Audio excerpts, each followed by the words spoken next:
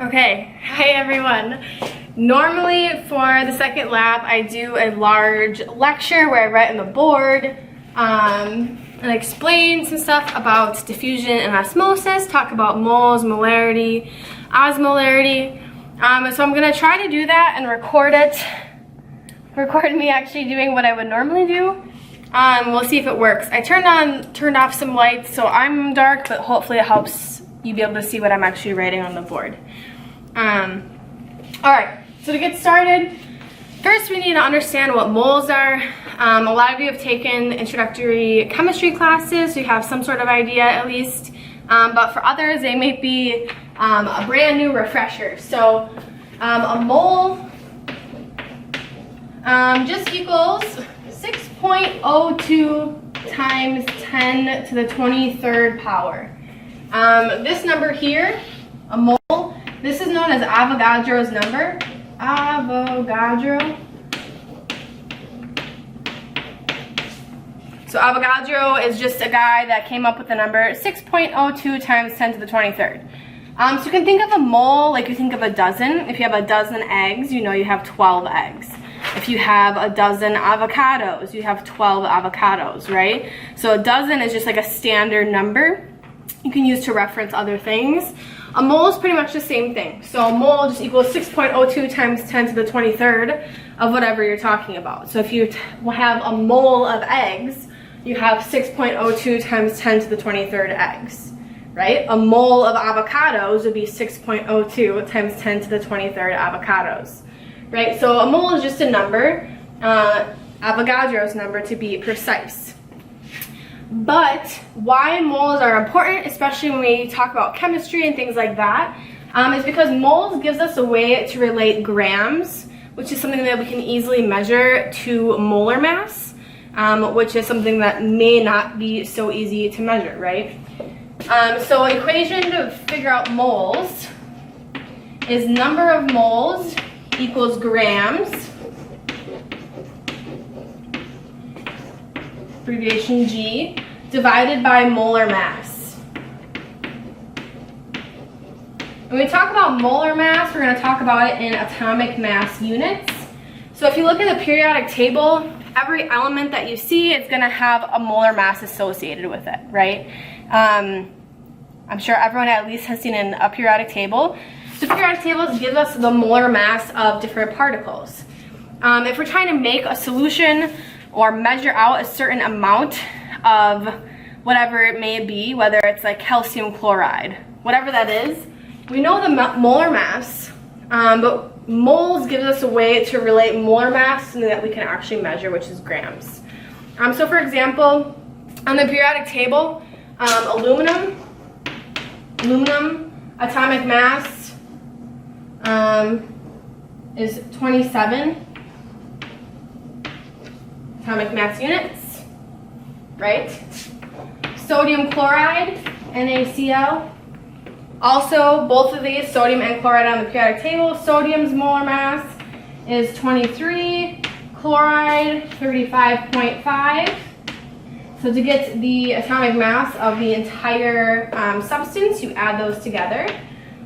So the molar mass of sodium chloride would be 58.5. A lot of these I'm just rounding for simplicity, right? But to figure out the molar mass of anything, you take the sum of the parts, okay? I'm going to do another one that's a little bit more complicated, just to give you an example. So you've all heard of glucose. The formula for that is C6H12O6. So again, carbon, hydrogen, oxygen, those are all found on the periodic table. We know each of their individual molar masses. So to find the combined total molar mass, you just take the sum of the parts. So these little numbers, subscripts, tells you how many of each molecule you have. So there's 6 carbons, 12 hydrogens, and 6 oxygens. Right, so carbon's molar mass is 12, hydrogens is 1, again I'm rounding, oxygens is 16, right? But we have 6 carbons. So we're gonna need to do 12 times 6. We have 12 hydrogens, so 1 times 12. And we have 6 oxygens, so 16 times 6. Everyone see that? All right, so if you multiply each molar mass by how many you have, and then add them all together, the total molar mass of glucose would be 180 atomic mass units. Okay, so you can do this with any substance that you have. Today in the lab that we're going to be doing, you'll see calcium chloride, sodium chloride, sucrose. So to figure out the atomic mass of all those, you do the same thing. Okay, so moles are just a way to relate molar mass and grams. So if we just want to measure out 1 mole of glucose, let's say, remember moles equals grams over atomic mass unit. So we want to figure out how many grams it's going to be. Atomic mass of glucose is 180 AMU. So to figure out how many grams, we're just going to multiply the molar mass by the number of moles that we want. So in this case, if we're just doing 1 mole, 1 times 180 atomic mass units is going to be just 180 grams. Okay? But we can change this number, so if we want more grams of something, or more moles, excuse me, we just multiply it by the number of moles we want. Okay? There's a few different ways to do this, so I know some of your other teachers may teach you differently. This is just how I do it. So if there's a way that works better for you, you can just ignore this. Okay, so that's moles. Way to relate grams and atomic mass units, or the molar mass. Okay? So I'm going to erase this.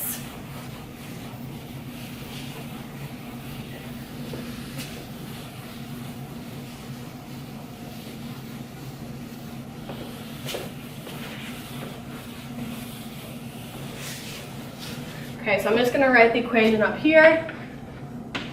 Moles equals grams over AMU. All right, so the next thing we need to talk about is molarity. So molarity, which is abbreviated with a large uppercase M. Molarity equals moles per liter. Okay, so if you want to make a solution of something, it's easy to make, I'm sure you've seen before, make like a 50% sucrose solution, right? So you know 50% of whatever the weight is has to be out of sucrose. But if we're doing this a little bit more specifically in terms of moles, we are going to use molarity to figure out the concentration of solutions, right? So for example,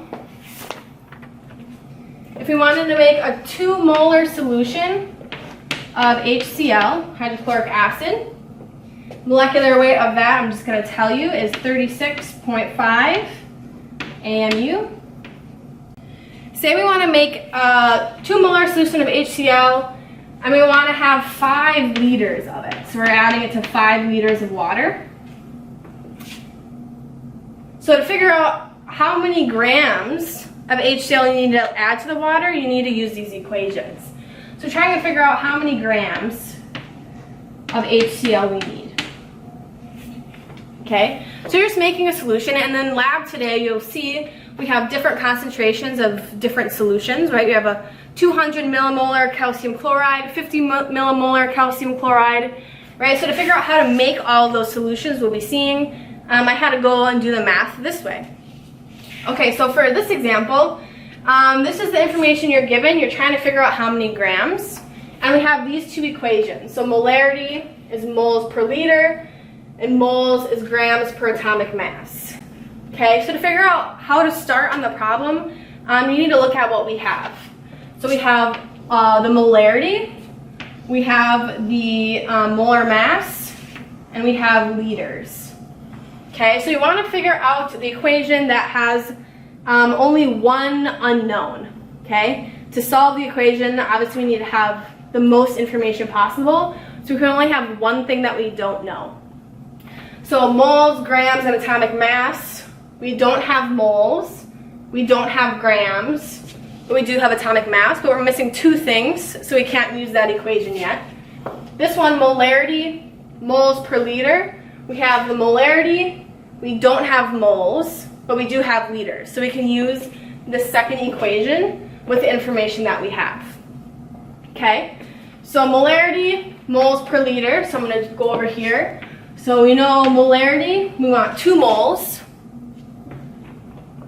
Moles, we don't know. That's what we're trying to figure out. And liter, we know we want 5 liters of the solution. 5 liters. Okay, so once you plug that into your equation, you just solve to find moles. So we have the 5 liters in the denominator. To get that out, you just multiply 2 by 5. So you know 5 times 2 is 10, so we know we're going to need 10 moles. Again, there's other ways to do this. This is just how I do it. Okay, so now we know we need 10 moles of HCl. So now we can use this first equation. Moles is grams per atomic mass. So 10 moles equals grams, which we don't know, divided by atomic mass, which is 36.5. So again, we just get this out of the denominator, multiply 36.5 by 10. So we know we need 365 grams of HCl. Okay, so if we take a jug of HCl, measure out 365 grams, and put it into 5 liters of water and dissolve it, that'll give us a 2 molar solution. Does that make sense? Hopefully you guys can kind of see this. Okay, let's do one more example.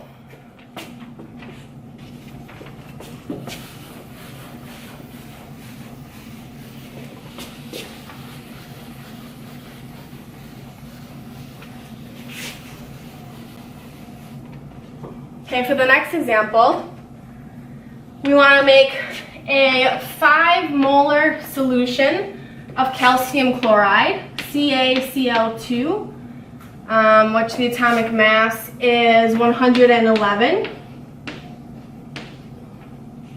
We want to make that in 1 liter of water.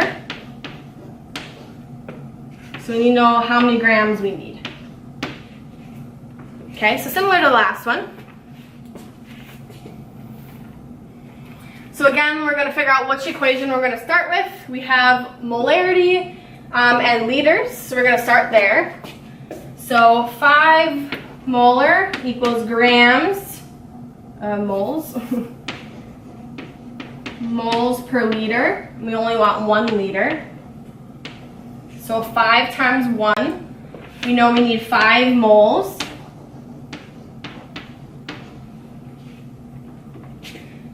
Moles equals grams over AMU. 5 moles, we don't know grams. We know AMU is 111. 111 times 5, we need 555 grams of calcium chloride to make a 5 molar solution and 1 liter of water. Everyone see that? Okay, so those are just 2 examples. You could do this with whatever molarity you want. You could do millimolar. The solutions that we're going to be working with in this experiment are millimolar. With whatever, solute you want, calcium chloride, sodium chloride, hydrochloric acid, whatever. And you can change how much water you want to make. So say I only need 500 milliliters. We could figure out how many grams we need for different amounts of water. Right, so when I made the solutions that you're going to see later on, this is how I figured out how many grams of the solutes I had to add to the water. Okay, so that's molarity. And then the last thing we're going to talk about here is osmolarity, which is one of my favorites. So osmolarity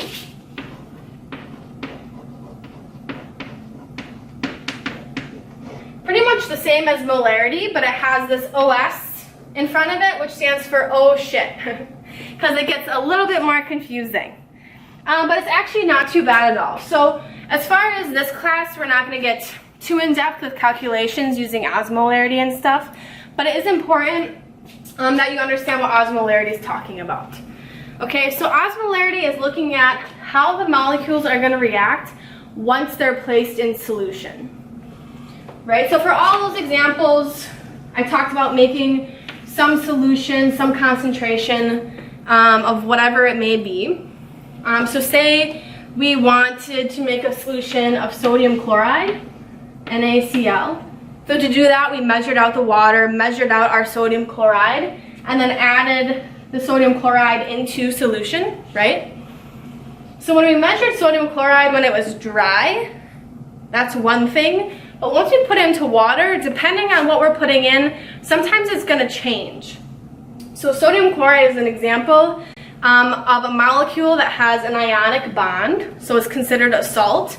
So between the sodium and chloride molecule, you have an ionic bond. So when you put salts into a solution, they're going to break up, right? So instead of being one molecule of sodium chloride, they're going to break up into their two separate parts. So we have one Na molecule and one Cl, chloride molecule. So you're going to have two parts total, okay? Just the way that they're going to interact with the water. This is called dissociation. Dissociation. And if a molecule dissociates, that just means it breaks apart when you put it into solution. Okay? So NaCl is going to break up into two parts. What about calcium chloride? Again, when we're measuring it, it's one molecule. But when we put that in water, calcium chloride is another example of a salt with ionic bonds. It's going to dissociate in solution. So you're going to have one calcium molecule, and you have two chlorides. Right? So when you put calcium chloride into solution, it's going to break up into three different parts. Okay? HCl, same thing. It's a salt, so it's going to break up into a hydrogen and a chloride. So for HCl, it's going to dissociate. You're going to end up with two parts. Hopefully that makes sense. But anytime you're looking at a salt or something with an ionic bond, holding it together in solution is going to break apart. Okay? Things such as glucose, sucrose, fructose, those things, you're only going to see these in lab. These have covalent bonds. So one molecule of C6H12O6, even though there's lots of different little parts, when you put that in solution, it's going to stay together as a C6H12O6. Right? So that's not going to split apart because it's not a salt. It has covalent bonds instead of ionic bonds. Okay? So these guys are the ones that you're going to see, at least in this class, glucose and sucrose. Those guys won't dissociate when you put them in water. Okay? Why is osmolarity important? Because when we're talking about the human body, if you're looking at blood or whatever it may be, most of the time you're talking about things that are in solution. Okay? So if we're in the lab today, we're going to be putting sheep blood into different solutions. And the sheep blood we're talking about in concentrations of osmolarity, right? Because the stuff in the individual red blood cells is in solution. So if it's going to dissociate, it already has. So it's important that we understand osmolarity, at least for the sake of this lab. Okay, so for example, how osmolarity comes into play. If we have a 1 molar solution of calcium chloride, once we put that into solution, it's actually in the solution, the osmolarity is going to be different. right? So calcium chloride has 1 calcium and 2 chloride molecules. So a 1 molar solution is actually a 3 osmolar solution, right? Because we have 3 parts. So we multiply the molarity by the number of particles it's going to dissociate into to get the osmolarity. Okay, so if you have a 5 molar solution of sodium chloride, NaCl, you should be able to figure this out. Sodium chloride is going to break up into 2 parts, Na and Cl. So we multiply the molarity by the number of parts it's going to dissociate into, which is 2, to get the osmolarity. So we have a 10 osmolar solution of sodium chloride. Okay? So anything, again, with an ionic bond, salts, are going to dissociate. If we have, let's say, so erase this, a 5 molar solution of sucrose, what's the osmolarity of that? Well, we know sucrose, fructose, glucose, all those, C6H12O6, right? Those all have covalent bonds. They're not going to dissociate in water. So they're going to stay in one piece. So the molarity times the number of particles it's going to dissociate into. It's not going to dissociate, so we're just going to multiply by 1. So a 5 molar solution of sucrose is also going to be a 5 osmolar solution. Okay, it's not going to change.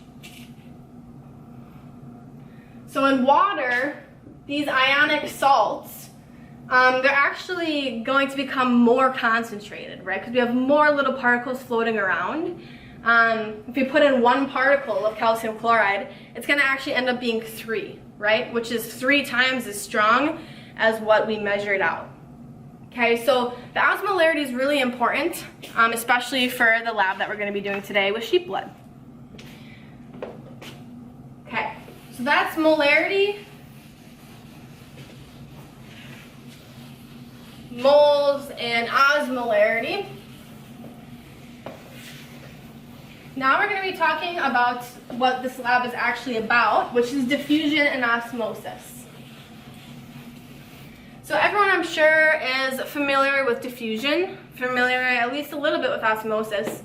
So diffusion you see in your everyday life, right? If someone was to walk into the room, had really strong perfume on, they're in the room for a while. After a while, that smell would end up on the other side of the room, right? You can smell someone from far away. It's because of diffusion. So the molecules of whatever the perfume may be are very highly concentrated on that person's body, right? So when they walk into a room that has no perfume molecules out and about in the air, those molecules are going to want to spread out, right? They want to go from a high concentration of molecules to lower concentrations of molecules. And that's just what diffusion is. So diffusion is the movement of particles, I'm going to say. Or I'm also going to say solute from high solute concentration to low solute concentration. Okay, so another word for a particle, molecule, whatever is solute. So diffusion, high concentration of solutes to low concentration of solute, right? So the perfume example, if someone were to fart in the room, the same thing. If you put like a instant lemonade or whatever in water, right? The particles of that lemonade mix are going to diffuse through the water. They're not going to stay in one clump right at the bottom, okay? So even if you don't stir it, eventually those molecules are going to spread out at least a little bit. Okay, so that's what diffusion is. Movement of solutes from high solute concentration to low solute concentration. Okay, we also have osmosis.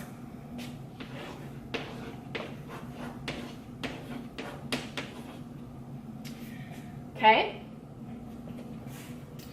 So osmosis is also the movement of something, but in this case, it's going to be the movement of water, also known as solvent. And we're going to add a little thing here. It has to be through a semi-permeable membrane.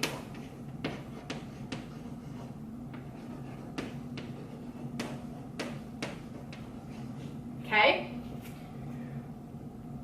So osmosis is the movement of water through a semi-permeable membrane from an area of high solvent concentration to low solvent concentration. Okay? So water is going to move from where there's a lot of water to where there's a little bit of water. Right? Same as diffusion, but in this case we're just looking at the movement of water. Right? We can also think of this vice versa, which confuses a lot of people, but I'm just going to write it because this is how I think of it. So movement of water through a semi-permeable membrane from high water concentration to low water concentration. We can also say from low solute concentration to high solute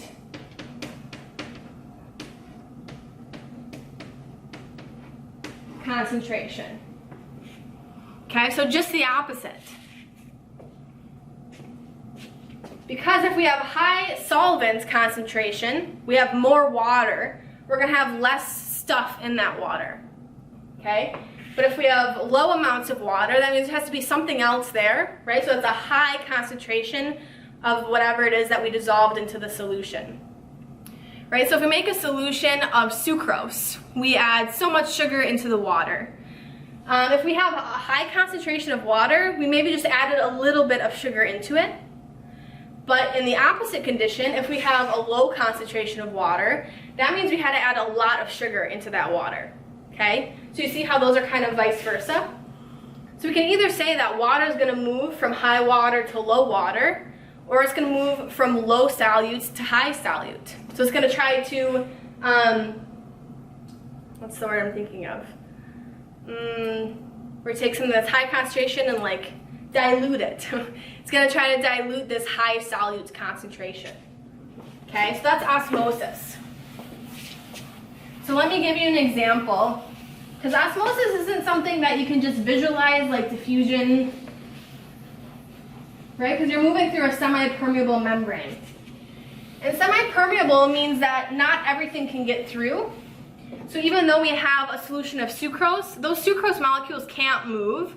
So instead, to try to create equilibrium, the water is going to move. So let's just say, for example, we have a beaker or some sort of apparatus that has a semi-permeable membrane right down the middle. Okay? So some sort of membrane that allows water to freely move through, but other bigger molecules, such as sucrose or glucose, whatever it may be, those can't get through that membrane. On one side, we put a 10% sucrose solution. The other side, we put a 90% sucrose solution. Right? So a 10% sucrose solution is a solution that doesn't have very much sucrose in it, right? There's more water on this side than there is sucrose. 90% sucrose is highly concentrated. This would be very sugary, not much water in it. Okay, so say we're gonna put these into this little apparatus and then allow water to move through this membrane via osmosis. Water would move from a low solute concentration to a high solute concentration, right? There's more sugar over here, so the water wants to go to that side to kind of equal things out, right? So water is going to move. Okay, so in lab today, what we're going to be doing is placing sheep blood into different solutions. So sheep blood, we have a red blood cell, right? the cell membrane is semi-permeable membrane, right? So there's contents within that sheep blood that can only stay in that sheep blood. So the internal concentration of sheep blood is 300 milliosmolar, right? So that's taken into account dissociation. So today we're going to be putting that into a number of different solutions and seeing what happens. Okay, so say we put a 300 milliosmolar sheep blood into a 50 milliosmolar solution of sodium chloride, whatever it may be. Okay, 50 milliosmolar, that number is a lot smaller than 300 milliosmolar, right? So the concentration of solute is much lower outside than it is inside. Okay, so when the sheep blood is placed into the solution, we have a semi-permeable membrane, so none of these molecules can move. So the only thing that can move is water. So water is going to move from a low solute concentration to a high solute concentration, right? So it's going to move into, water is moving, into the sheep blood to try to dilute that high concentration inside compared to this concentration outside. Okay, a solution that this happens, this is called a hypotonic solution. I remember this, I think hippo, water's moving into the cell's gonna get big, right, because it's gaining water. The cell's gonna get big and fat like a big fat hippo. Hypotonic is hippo. Okay, and if enough water goes into the blood, the cell is gonna lyse, also called hemolysis. What happens when a cell lyses is basically it just explodes, right? So much water goes in that cell membrane can't hold all the contents in anymore, so the cell explodes or lyses. In a blood cell, this is called hemolysis because we think heme, right? Hemo, blood, red blood cells, hemoglobin, so hemolysis. We can also have a situation, let's say we have the same setup, but instead we put the blood cell into a 1,000 milliosmol solution. Right, so now the outside concentration is much larger than the inside concentration of solute. So water is going to leave the cell. Right? Water is going to go to where there's a higher concentration, 1,000 milliosmolar, is much larger than 300 milliosmolar. So water is going to leave. This is called a hypertonic solution. Okay? Hypertonic, water leaves, the opposite of hypotonic. And when we see this in lab today, what's going to happen is the cell is going to shrivel up and get small and whatever because all of its water is leaving. This is called crenation. Right? The cell is going to crenate, which just means it's going to shrivel up. All right, and then the very last type of solution we can have, say we put the 300 milliosmol blood cell into a 300 milliosmol solution of sodium chloride. What happens then? The concentrations are equal inside the cell and outside the cell. Water can still move in and out of the cell freely, right? It's a semi-permeable membrane.